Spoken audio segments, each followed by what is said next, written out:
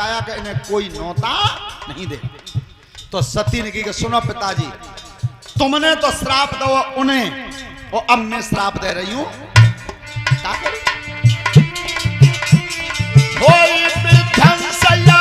सब त्यारी यज्ञ सब त्यारी अंग भंग है जाई लली चौबना।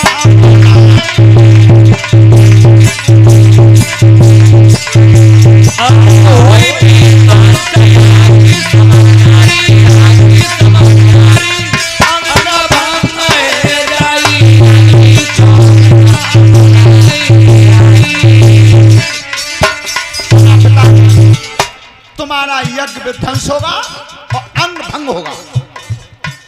और इतना शब्द कहे के सती कर्म कौन सा करती हैं हवन कुंड के पास। अरे योग की अग्नि जली भीतरती तीनों बदन जराई लली जो बिना बुलाए।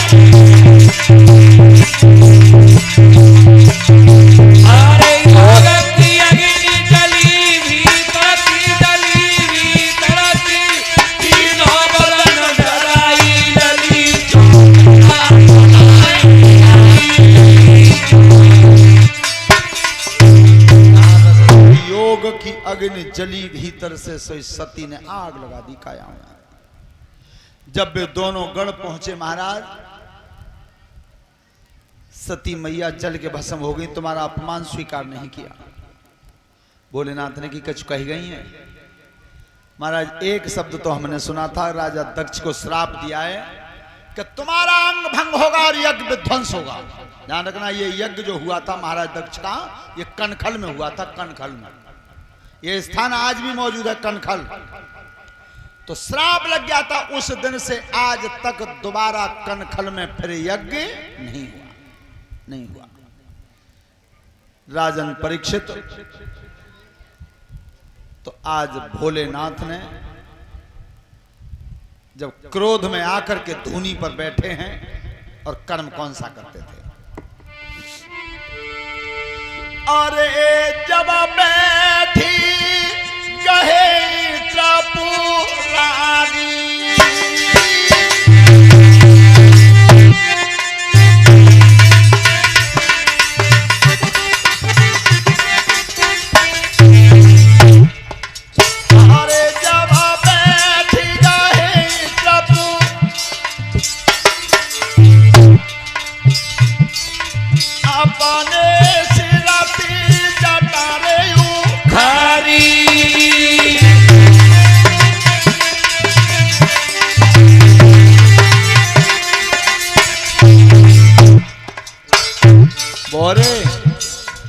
मेहताई के उल्टे पैदा भये तुम। अब बताओ, जो चीज हत्या हमारे कमरा में ताय तो ला रहे हैं, और जो चीज बिल्कुल ना है ताकि सुनो भाई ना। अपने सिराती जटारे उखारी और खेच के तवा धुनिया में मारी।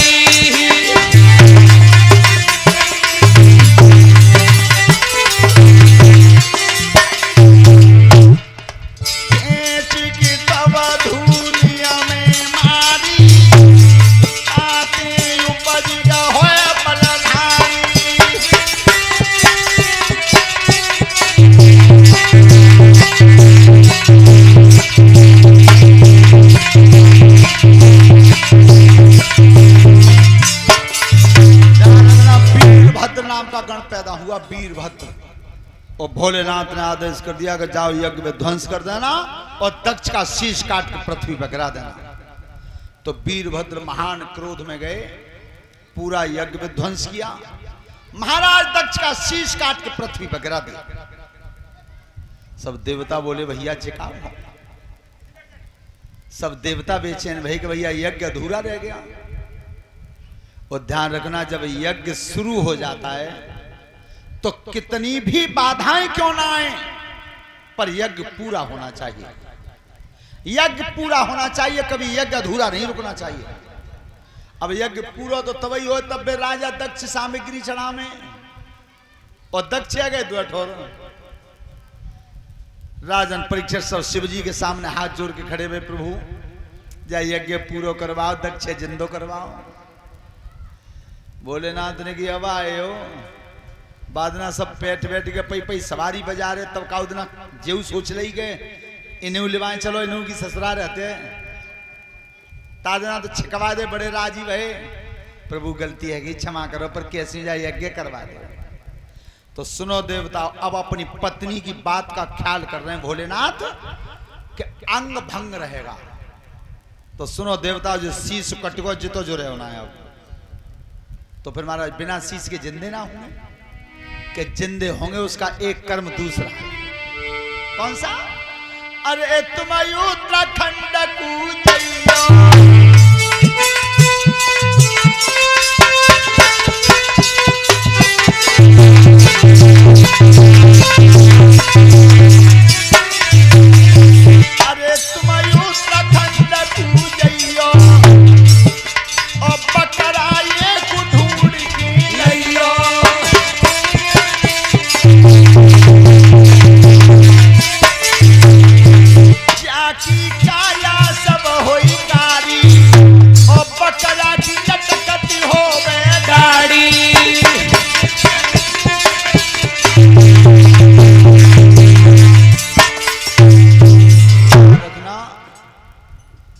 एक बकरा मंगवाया भोलेनाथ ने और बकरा की गर्दन कटवा को दक्ष के धड़ ते जुड़ दी। दक्ष जिंदे खड़े भये तो ध्यान रखना बकरा ही क्यों मंगवाया। बकरा इसलिए मंगवाया कुंवरपाल सिंह जी कि जब दुनिया में अगर परमात्मा को बैर है तो मैं से है तो बोई तो मैं दक्ष में ही कि जा दुनिया में जो कछू सो और बेई में होते बकरा में मत जावे पर मैं नहीं जावे। तो आज भगवान ने मैं को मैं से मिला दिया है कि तुम्हारा योग मिल रहा है सही। और ध्यान रखना ईश्वर रोटी नहीं खाता सब्जी नहीं खाता चाय नाश्ता नहीं करता वो नाश्ता करता है तो घमंड का करता है। तो कभी भी बार बार मैंने बताया चाहे तो धन बढ़ जाए और चाहे पल बढ़ जाए इन दोनों चीजों का घमंड मत करना। ये पल भर का नाश्ता है भगवान का दोनों चीज और इसी को खा जाता है वो। तो आज खड़े तो भय दक्ष मोत का चुकाई वो चाहते पर वो बात नहीं निकली तो कहा निकली। अरे बम बम यार अटल बम देखी बम बम यार बम लहरी अरे बम बम यार अटल बम देखी बम यार बम लहरी बम यार अटल बम देखी बम यार बम लहरी बम यार अटल बम देखी बम यार बम लहरी न्यू जीव यार तू ब्रह्म देखी अटल बम यार बम लहरी न्यू जीव यार तू ब्रह्म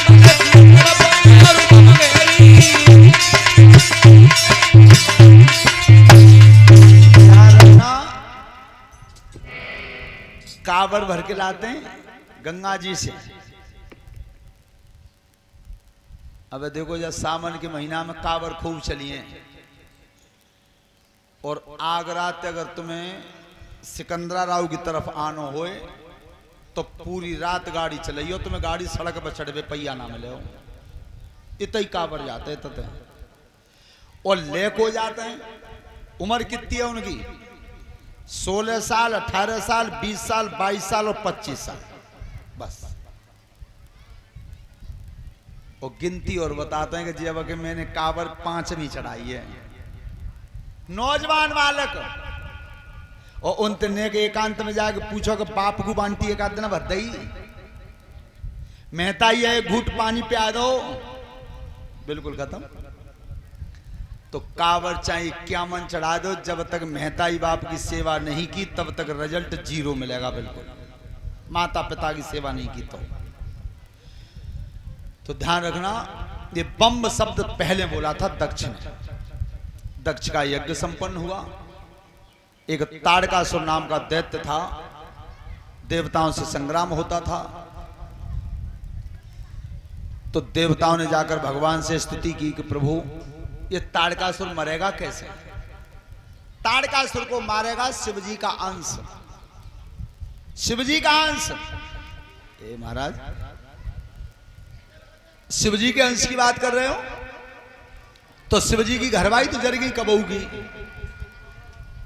अरे उदम नहीं, बात नहीं।